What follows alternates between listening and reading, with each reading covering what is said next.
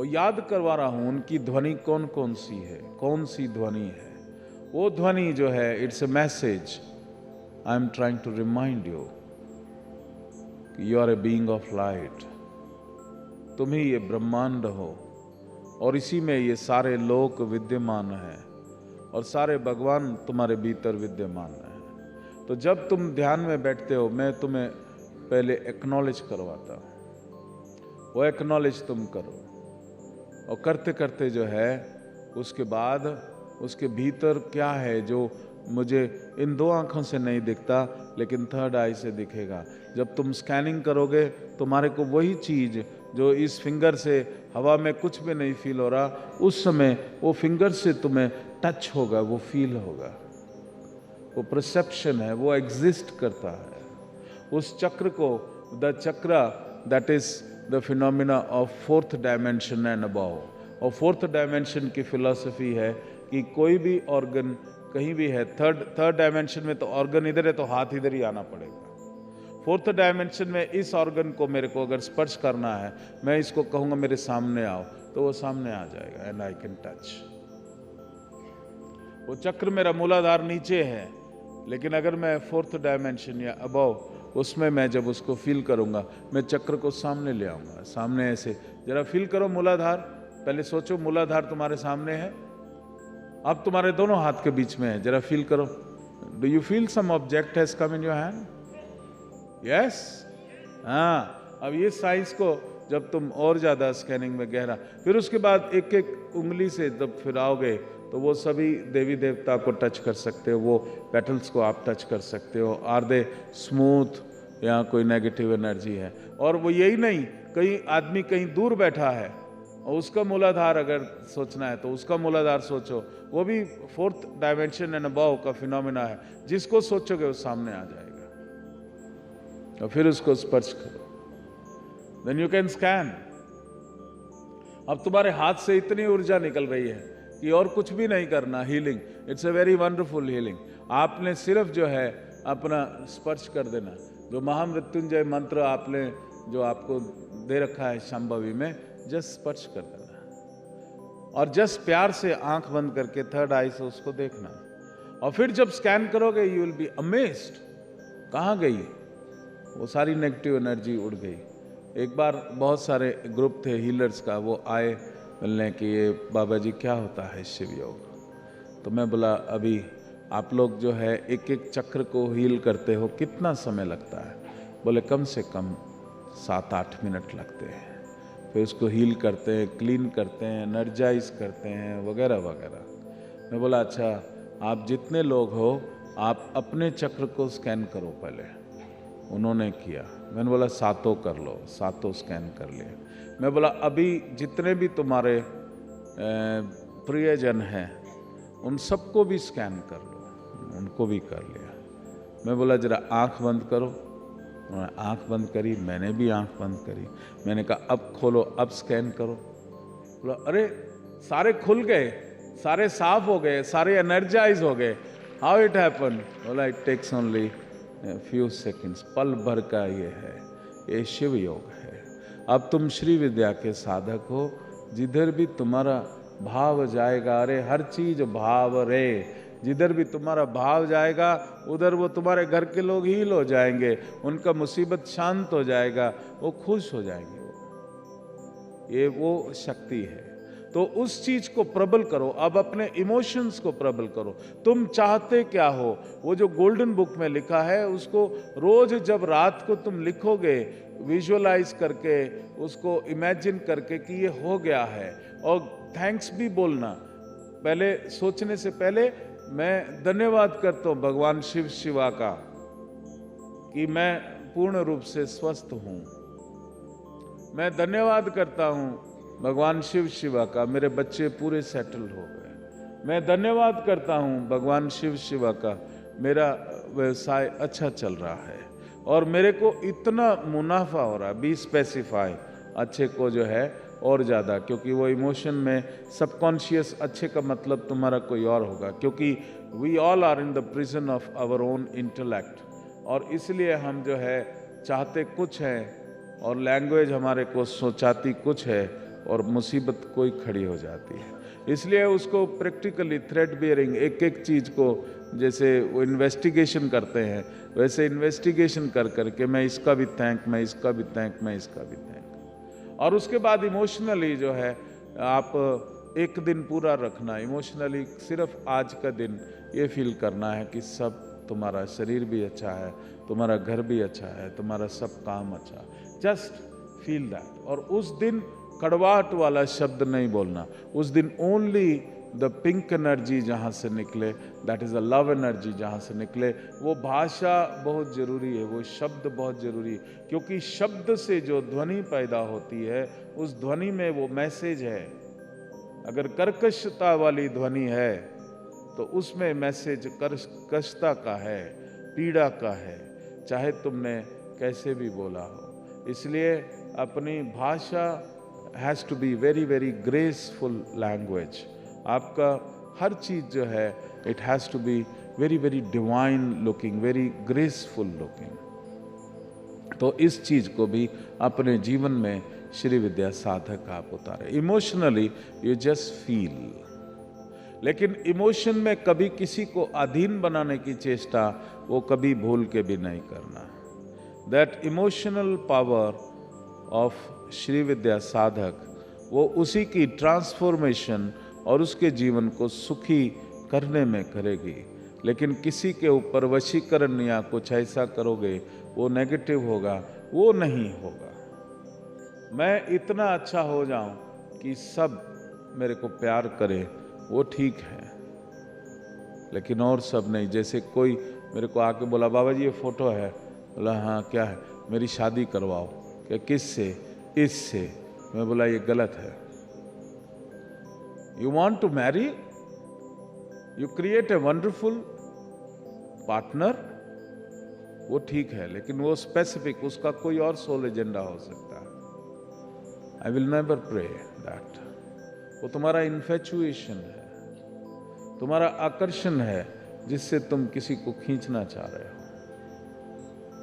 मैंने उससे पूछा ये चाहता है? बोला नहीं ये नहीं चाहता। तो गलत है। That thing you should not, क्योंकि वो that is infatuation. You seek a good life partner, seek and ask the universe to give you, and the universe आपको वो देगा।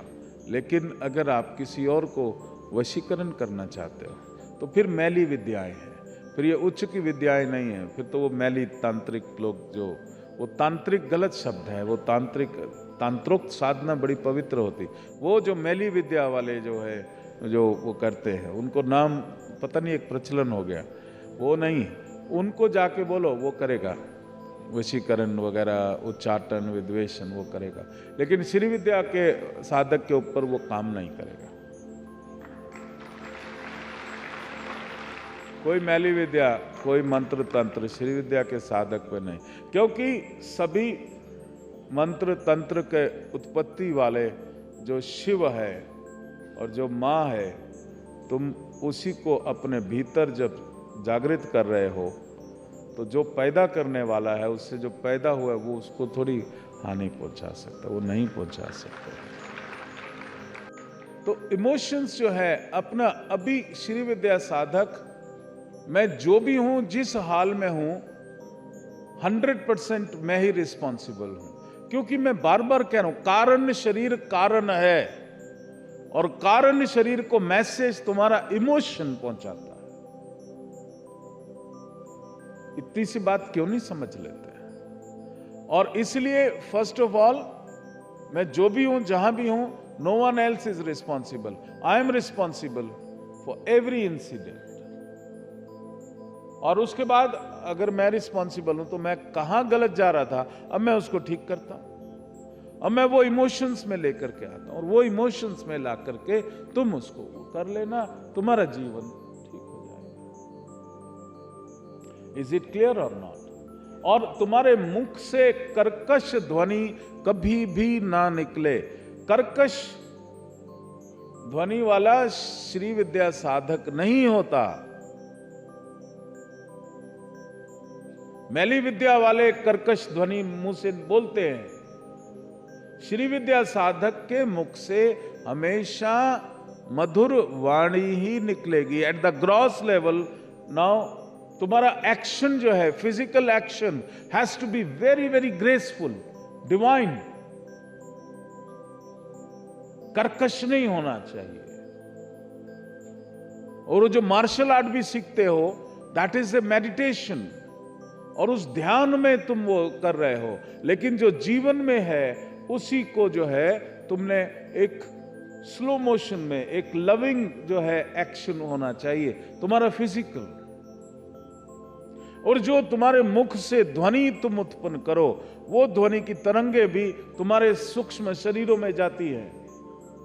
बोलते तुम किसी और को हो, ध्वनि तुम्हारे ही सूक्ष्म शरीर में जाती है। इसलिए जो ध्वनि भी निकले, जो बोल भी निकले, उसके बोलने का जो प्रकार भी निकले, वो बहुत ही मधुर हो। समझ आया कि नहीं आया? Make that, bring that in your life. और तीसरा चीज, श्री विद्या का साधक हमेशा सर्वोत्तम वस्तुओं का उपभोग करता है, सर्वश्रेष्ठ वस्तुओं का उपभोग करता है। और जो सर्वश्रेष्ठ नहीं है उसको रिजेक्ट कर देता है। इसलिए जब भी कोई मनुष्य को आप मिलो तो उसमें सर्वश्रेष्ठ गुण भी होंगे और उसमें नकारात्मक भाव भी होंगे।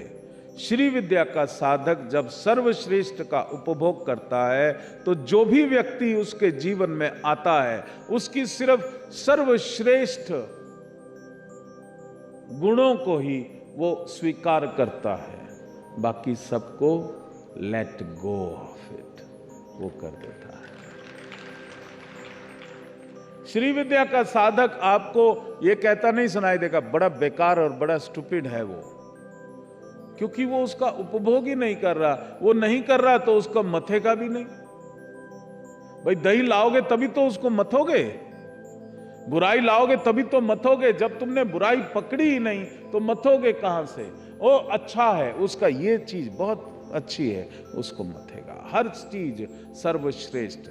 You will never see, you will never judge anybody's negative qualities. Only thing you will relish, not judge, but relish the good quality of anyone. कोई भी व्यक्ति कहीं भी तुम मिलो, एक न दो तो उसके अंदर गुण होंगे ही होंगे।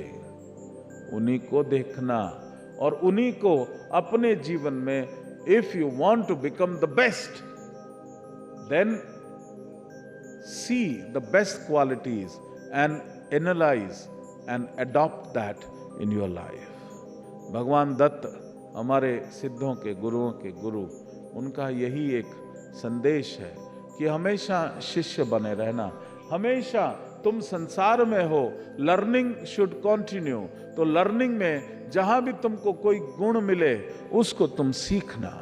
वो क्या उसमें गुण है, उसके अंदर वो क्या पावर है। तुम्हारी पावर को अगर तुमने दिन प्रतिदिन बढ़ाना है तो दूसरे के अंदर जो पावर्स हैं, जो पॉजिटिव पॉइंट्स हैं, उनको एक्सेप्ट करना। तुम्हारी शक्ति अपने आप कॉन्शियसली और अनकॉन्शियसली वो बढ़ती जाएगी। और ऑन द अदर हैंड, अगर तुम दूसरों के अवगुणों को जज कर रहे हो तो उनके अवगुण मेरे भीतर जो है वो वाइब्रेशंस आनी शुरू हो जाएंगी और मैं क्षीण होना शुरू हो जाऊंगा। बाहर से मैं भले ही कितना बलिष्ठ दिखूं, अंतरात्मा में मैं बहुत ही कमजोर व्यक्ति हो जाऊंगा। तो श्री विद्या का साधक जो है बहुत ही बलशाली होना चाहिए। इसलिए सिर्फ वो सर्वश्रेष्ठ वस्तुओं का उपभोग करता है। तो सर्वश्रेष्ठ जो संसार में जो कोई भी तुम्हारे सामने हैं, उनकी जो सर्वश्रेष्ठ गुण हैं उनको खोजना और उनको अपने जीवन में उतारना और उनको सोचना और उनको सोच के प्रसन्न होना। क्योंकि मन का काम सोचना है, वो तो सोचेगा ही, वो निरंतर 24 घंटा सोचता है। इसलिए उस मन को जो सोचना है वो तो तुम डिसाइड कर सकते हो कि क्या सोचना है। Is it clear? सबको समझ आ रहा है कि नहीं आ रहा? तो ऐसा जीवन का अब श्री विद्या के साधक हो, ऐसा अपना जीवन का रूपांतरण करो। सर्वश्रेष्ठ जीवन तुम्हारा होना चाहिए, सर्वश्रेष्ठ जीवन। तुम इस मार्ग पर आगे बढ़ रहे हो और बड़ी जल्दी मैं तुम्हें आगे की दीक्षाएं भी दूंगा। इसको पहले साधना कर लो अच्छे से। और श्री विद्या साधना और श्री विद्या व्यवहार, अब दूर से किसी का व्यवहार देख के आप बता सकते हो कि ये श्री विद्या का साधक है या बेचारा है। और उस पे गुस्सा नहीं करना, उसके ऊपर सिंपैथी करना। और अब जो भी मैं कह रहा हूं उसको रिसीव करना, प्रश्न ना पूछो और चिट्ठी भी ना लिखो। मैं जो दे रहा हूं उसको ग्रहण करो। अगर प्रश्न पूछ रहे हो, इसका मतलब जो मैं तुमको बता रहा हूं तुम उसको पूरी तरह से उतारने की चेष्टा नहीं कर रहे या उसको डाउट कर रहे हो, इसलिए प्रश्न पूछ रहे हो।